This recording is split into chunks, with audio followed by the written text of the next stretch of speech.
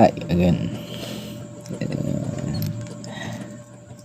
there's just so many things na nag-undergo sa aking mind. I've always expressed through my videos before na I can't express my thoughts very well.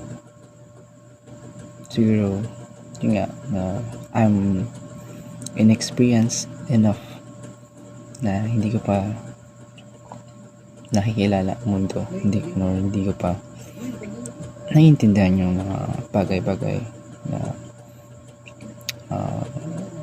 ongoing or kasalukuyan nangyayari sa paligid ko, whether it's from family, relationships, to friends, to someone, to how I should perceive the world,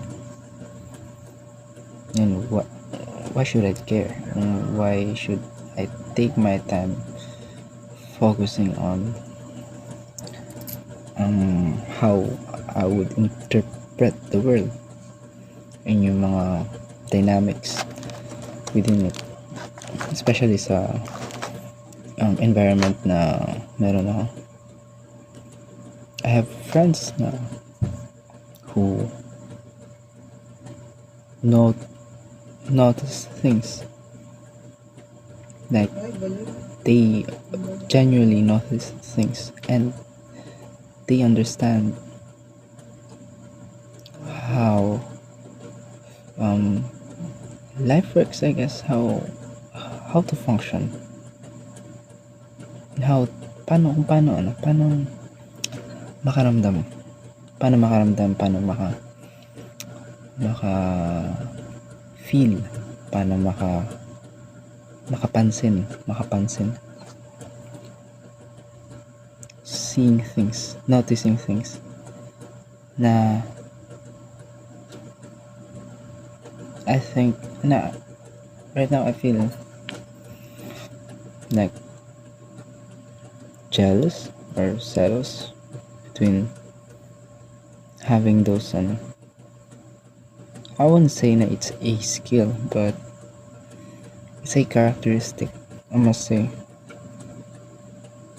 Siguro skill or talent na you can notice things, na you can understand things, and you can construct questions and have a deeper understanding of some specific context. I shared this last time in my video na may mga taong gano'n sa circle ko or sa paligid ko, and I find it very fascinating kasi I myself is not a very observant person, nor I understand how life works, and I yearn for that capability. Sinasabi niyang iba na noticing or being able to notice, being able to, yung nakakapansin palagi, nakakaintindi palagi is somewhat kind of a curse, kasi they always tend to understand, to think really true, to overthink things, because they can like notice things talaga, not just blatantly experiencing those things, but they really interpret, parang pinagninilay-nilayan talaga nila, and mapapansin mo na merong perspective sa kanila na hindi mo inaakala na they will bring up. And although they say that it is kind of a curse, and they wish na hindi na lang sana sila nagpo-possess ng ganung characteristic, I feel envious of people who possess those. Why didn't I have those na if only I could experience the pain and the sheer the sheer pain, the sheer discomfort in order to trade yung pagiging observant, pagiging yung alam mo yun, pagiging yung sabi niya nila na nafe-feel nila masyado yung isang bagay o isang pangyayari. I can't if i-explain ko ang sarili ko or i-describe ko ang sarili ko, I am not easily swayed or affected ng mga bagay na nangyayari sa akin. Sometimes I can be a monotone individual na walang pakialam. It comes from pagiging overly positive, overly optimistic na tao, na I always think to myself na it will be okay, it will be better someday, somehow.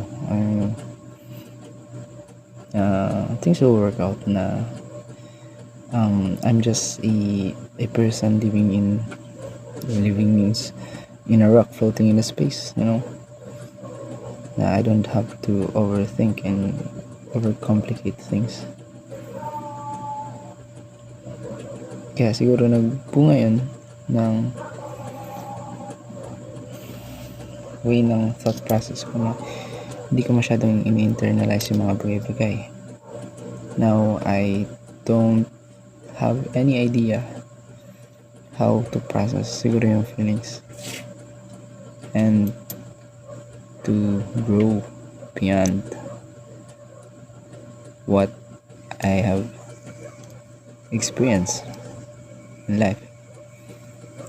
And siguro yun yung edge ko sa mga taong ganun, who are observant, na they've experienced things and I guess they somehow processed and eventually learned how to deal with it. And so they have this many kind of wisdom na they can always depend their judgment on. And I don't know what I always yearn for that capability. I don't know why. Maybe because I just want to understand myself more. And mahirap pag pinipilit mong maging it's just really amazing that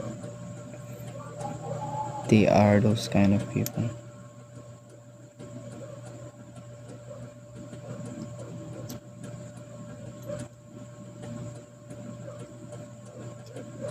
They said na they wish na hindi sila ganun, na hindi sila nakaka-feel ng malalim.